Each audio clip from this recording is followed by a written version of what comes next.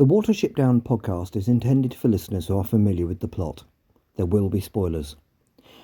This episode is scripted by Newell Fisher, Eric Steps, Sean Higgins and Pikachu Cutie, and is narrated, recorded and edited by Newell Fisher.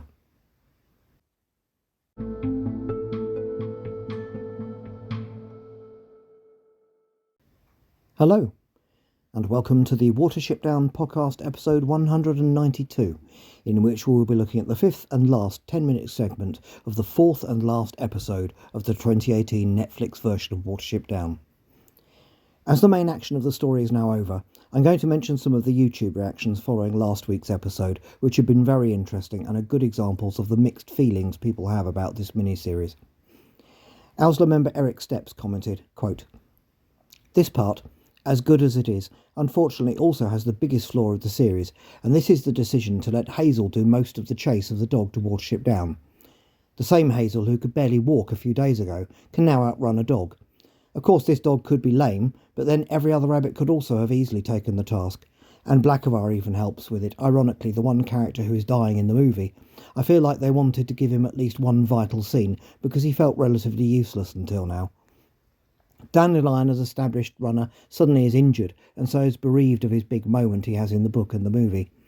This leaves him in this adaptation just as a comic relief character, which is a bit sad, given that he is one of the most loyal and reliable rabbits in the book to Hazel. The only reason why Hazel was chosen, I think, is how you described, so he can be the one who is ending the Efrafan siege, and this sentence from Bigwig, so that the audience can finally see him, that he is worthy as leader, and also being accepted by Bigwig. Unfortunately, this wouldn't have been necessary if Hazel would have been depicted as a leader before and not constantly had stumbled over every decision, be questioned and not be sure about anything he did. So this scene only underlines the utter failure of the series to establish Hazel as a great leader, and I had to give him a moment of complete heroism to let him shine at least once. Like you said, the line of the exhausted Bigwig calling him Hazel Ra and Woundwort laughing is brilliant, one of the best inventions this series did. In the book and the movie, Woundwort never knew that this lame rabbit who wanted to negotiate with him shortly before the siege was also the chief rabbit. The music in this section is superb, and one of the best orchestrals Watership Down ever got in any adaptation. The dog chase is so thrilling and uplifting, you really feel that everything depends on it, and I really like how Woundwort's final stand is portrayed, even if the famous line, "Dogs aren't dangerous," got cut. But reassuring himself that he isn't afraid of anything, not even the probably most dangerous Alila rabbit could normally encounter, and then bravely attacking this dog, rhymes so good with him at the beginning of this part, where he had to flee from the foxes. End quote. Owsler member Sean Higgins adds, quote, "Okay, so now Hazel is the one to run the first heat of the race against the dog? Double nonsense. Don't these movie writers even care about continuity? I don't mind Campion's stand here, although it is a departure from the book.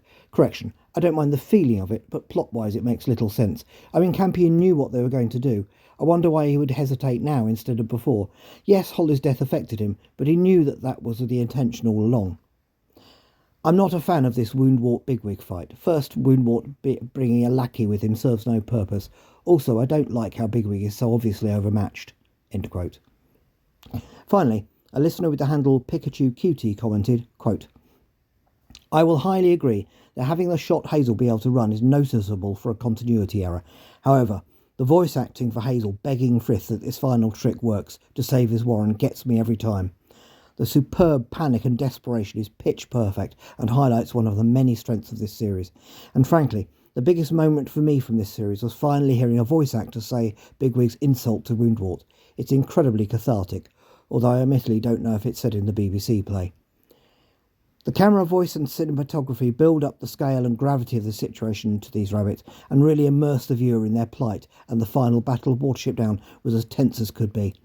That and other moments like the escape from Efrafat and the horror at the Warren of the Snares make this series an excellent watch. Certainly flawed, and I notice the differences and sensationalism all it is every time, but the passion put into this project shines through and makes it worthwhile for me."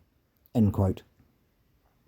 Thank you all for your comments throughout the mini-series, which have been both helpful and interesting, and have highlighted the different reactions to it. In some ways, ironically, this has made this version of Watership Down the most interesting to go through. And Pikachu Cutie, welcome to the Owsler. Next, I should mention that the podcast is now on Blue Sky as well as Threads, link in the notes.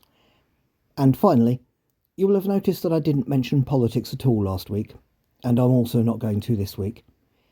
Anyway, let's get back to Watership Down, where a vicious tyrant has just been defeated. Wish I was a rabbit sometimes.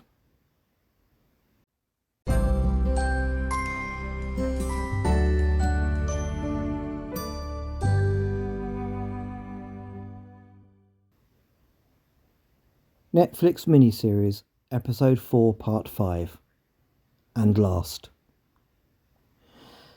Part 5 of Episode 4, The Siege, runs from 41 minutes 40 to 50 minutes 12, and the reverse timings are 8 minutes 30 to the end. Last week I mistakenly gave the end point as 41 minutes exactly. The equivalent chapters from the book are chapters 48, Dea Ex Machina, 49, Hazel Comes Home, 50, and last, and the epilogue. We see a shot of Watership Down from just north of the road that runs past its base. A red car pulls up. It is the same red car Fiver had a vision of at the River Test. The red car he sniffed at the level crossing in Overton, which nearly got him killed. The one he kept seeing himself inside. A rear door opens. We see the legs of a human boy of the period, with bare legs in summer, droopy socks and leather shoes. The camera pans left to a confused and stressed Fiver who has clearly been saved from the cat at Nuthanger. Lucy, the farm girl from Nuthanger Farm, does not seem to be involved, which seems a shame. The car drives away. Fiver arrives on Watership Down, sitting on the boulder where Woundwort perched during the Battle of Watership Down. Distantly, we can hear Bluebell telling the story of the part of the Blessing of Elachera in which the Leal are created by Lord Frith. Quite appropriate, really. Fiver looks joyous as he recognises Bluebell's voice. It seems Bluebell has just been keeping their spirits up, as those in a honeycomb quietly groom themselves and mill about. We see Hazel Ra sniff the air, with an entrance behind him, as Fiver arrives and sits at the threshold. He turns around to see his brother sitting, looking joyfully at him. Hazel says no, and instantly charges Fiver, knocking him flying in a crazy embrace out in the open. The others rapidly join them, and Bigwig even manages to crack a smile as he nuzzles Fiver. Hazel asks Fiver what happened, and he says the human girl saved him from the cat. As the camera cuts to a shot from further away, we hear Hazel say that maybe some humans do understand that all living things suffer and deserve respect. As he speaks, we now see the sky. A single autumn leaf is falling. As it turns brown, there are now snowflakes in the air.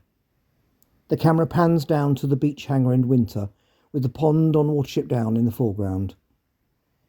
My pedantic nature barely has time to comment on beech trees still having leaves on them in winter, before those leaves turn green again and the brown leaf becomes a red admiral butterfly. It is summer again on Watership Down. We follow the flight of the butterfly as it reaches the north side of the warren. We see 2 rabbit kittens attacking Bluebell, who points out that their Uncle Blackberry really enjoys play fighting. Despite Blackberry's protests, they instantly attack.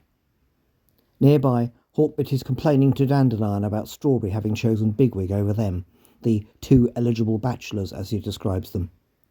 A doe passes them. Without a word, Dandelion follows her, and Hawkbit follows, complaining that he saw her first. Some things never change. Bigwig and Strawberry's 3 kittens approach their parents with worms in their mouths. Bigwig starts to tell them off, then realises what they are up to.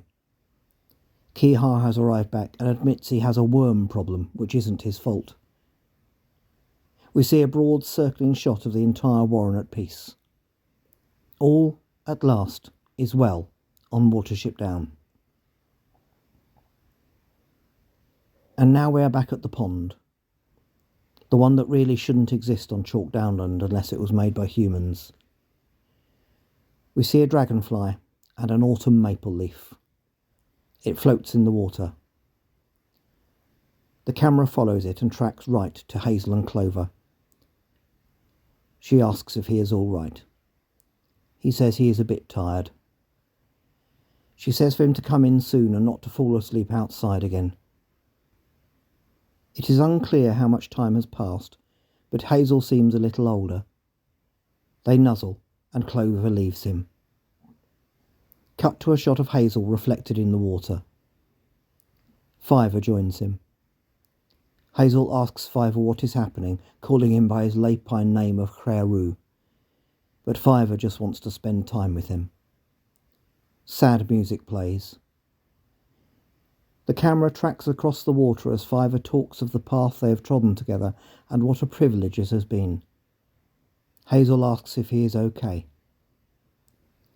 Emotionally, Fiver says he just wanted to say goodnight to his leader, his brother, his friend. They nuzzle each other, and Fiver leaves, looking back once as he goes. The camera pans up to the sky. And the sky becomes the reflection of the sky in the water as we see Hazel again, only now he is asleep. We see him from behind, then from the front again. He wakes up, sensing something. We see him reflected in the water again. And another rabbit arrives by his side. A black rabbit. Hazel asks if he knows her. She says they have spoken before. She says he has been tired recently, addressing him as old friend. And now we see them both not reflected in the water. She says she has come to do something about his tiredness. She would like him to join her Owsla. They would love to have him, and she is sure he would enjoy it. He hears the laughter of young rabbits in the distance. She tells him not to worry about them. They will be all right, and thousands like them. If he comes along, she will show him what she means. Hazel Ra looks at the black rabbit and says he would be honoured. The camera has been pulling back and now pans down to their reflection in the water. A ripple passes over its surface. And they are gone. As the camera pans up again to the empty bank and the beach hanger beyond, we hear an older bluebell asking what story they would like to hear. Kittens cry out the names of their heroes, Hazel Ra, Thlaeli and Crearou. We see the north side of the warren again. Hazel's companions seem to still be alive. His adventures had taken a toll on him alone here. And Bluebell begins to tell the tale of Hazel Ra and his brave band of ragtag rabbits. In the foreground we see a sad Fiver look on at this scene as the last words spoken in the most recent film version of Watership Down are the first words from the novel that inspired it. The primroses were over. Towards the edge of the wood where the ground became open and sloped down to an old fence and a brambly ditch beyond, only a few fading patches of pale yellow still showed among the dog's mercury and oak tree roots. On the other side of the fence, the upper part of the field was full of rabbit holes. In places the grass was gone altogether, and everywhere there were clusters of dry droppings. Fiver looks up as he hears these words, and the camera tracks up above the beach hanger to the sky beyond, where, as the music reaches a crescendo, a vast rabbit-shaped cloud heads towards the sunset.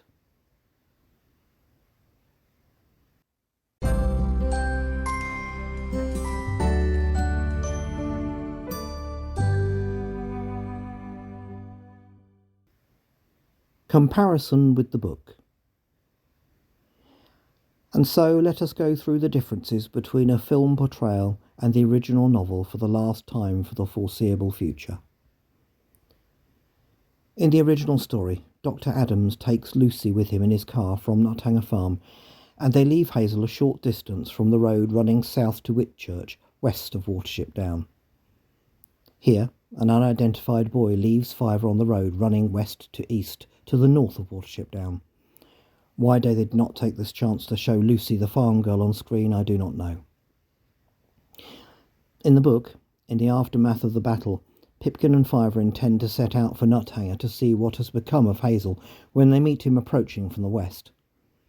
When he tells of his ride in the Crududu, this reminds Heisensley of her vision while still in Ephrafa. This is very different from the Heisensley of this series, who is not psychic and is also grieving for Holly. Hazel then attends to the badly wounded bigwig, who revives and jokes with Hazel by impersonating Kihar.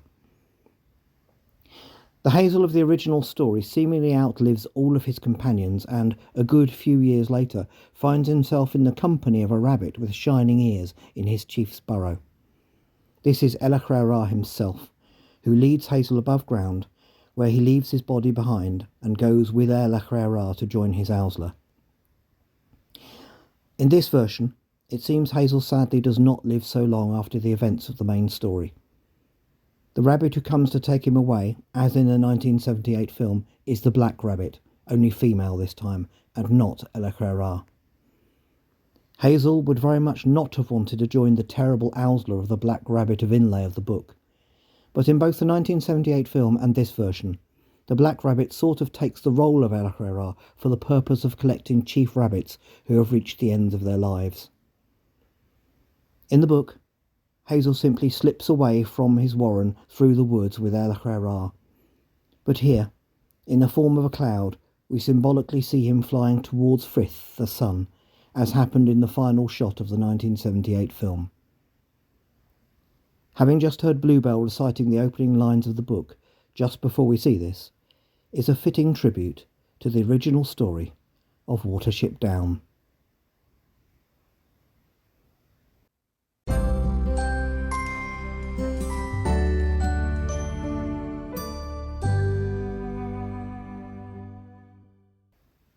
Next time, we look back over the Netflix miniseries and forward to what comes next.